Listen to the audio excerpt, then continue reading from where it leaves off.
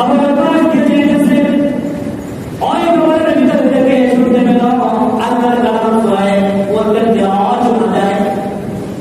আল্লাহ বললেন আশ্চর্য হয় তোমার ভয় করো সুবহানাল্লাহ কবরবাসী কবরের ভিতর থেকে আল্লাহর কালাম দেওয়া শোনা যায় ওদের দেওয়া শোনা যায় ওই কবরের ভিতর থেকে আওয়াজ আসতো প্রতিক্রিয়া তুমি আমার ভয় আশ্চর্য হয় আমার কিরাত শুনে আমার আল্লাহর কালামের কিরাত জাযবা বলতে আসে বান্দা আমি একবার না দুইবার না একদিন না দুই দিন নয় বছর না দুই বছর নয় আমি এইভাবে কবরে শুয়ে শুয়ে থেকে থেকে আল্লাহর কালাম 5000 বার কোরআন পাঠ করেছি বলুন সুবহানাল্লাহ কতবার 5000 বার পাঠ করেছি ওই কবরবাসী আর বলেন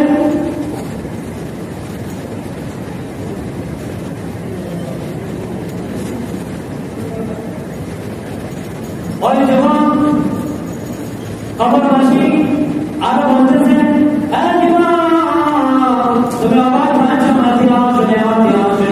আমি একদিন না দুই দিন নয় একবার না দুইবার নয় কবরে শুয়ে শুয়ে আমি আল্লাহর কালাম 5000 বার কোরআন পাঠ করেছি সুবহানাল্লাহ যে বলবে একটা কাজ করো আমি তো কবরে চলে এসেছি আর তুমি জীবিত দুনিয়াতে আসো শরীর করে আসো আমার 5000 বার কোরআন পাঠ তোমাকে দিয়ে দিলাম আর তোমার একবার সুবহানাল্লাহকে কিরাত শুনে সুবহানাল্লাহ বলেছো ওই জীবিত অবস্থায় একবার সুবহানাল্লাহ সালাতটা দিয়ে দাও কিয়ামত পর্যন্ত একবার না দুইবার নয় 1000 নয় 5000 নয় কিয়ামত পর্যন্ত যদি লক্ষ কোটি বার একবার কোরআন পাঠ করি যে বলে জীবিত অবস্থায় তোমার একবার সুবহানাল্লাহ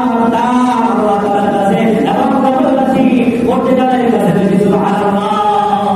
বলবেন সুবহানাল্লাহ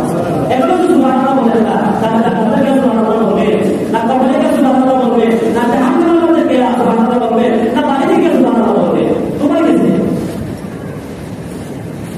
আসাদার কোরআন শরীফ কথা বলছেন কে বলছেন আমি বলি না কে বলছেন হাত ধরে কে বলতে পারবে 5000 বার কোরআন মতন পড়তে কাজ করবে দিয়া আর জীবিত মানুষের একবার সুবহানাল্লাহ পাওয়ার দাম আল্লাহ তাআলার কাছে বেশি এবং কি পড়তে কাজের কাছে বেশি বলুন সুবহানাল্লাহ এজন্য আমি বলি সুবহানাল্লাহ বলবেন আলহামদুলিল্লাহ বলবেন জিকির করবেন তওবা ইস্তেগফার করবেন ইস্তেগফার করবেন কোরআন তিলাওয়াত করবেন জীবিত অবস্থায় একবার সুবহানাল্লাহ যদি বলেন 5000 নয় 5 কোটি বার যদি কোরআন তিলাওয়াত করেন তাহলে বসিয়া কিয়ামত পর্যন্ত সকল তিলাওয়াত যদি আপনাকে দেওয়া হয় আর জীবিত মানুষের যদি একবার সুবহানাল্লাহ দেওয়া হয় তাহলে ওই জীবিত মানুষের সুবহানাল্লাহ তাহলে বরকতে কবরবাসী শান্তিতে থাকবে এবং আখিরাতে ওই জীবিত মানুষের সুবহানাল্লাহ বরকতে জান্নাতে একটি ফলবাস উপর হবে তৈরি হবে জান্নাতে একটি ফলবাসের মালিক হয়ে যাবে সুবহানাল্লাহ যেন বুঝে নেয় বুঝে আল্লাহ তাআলা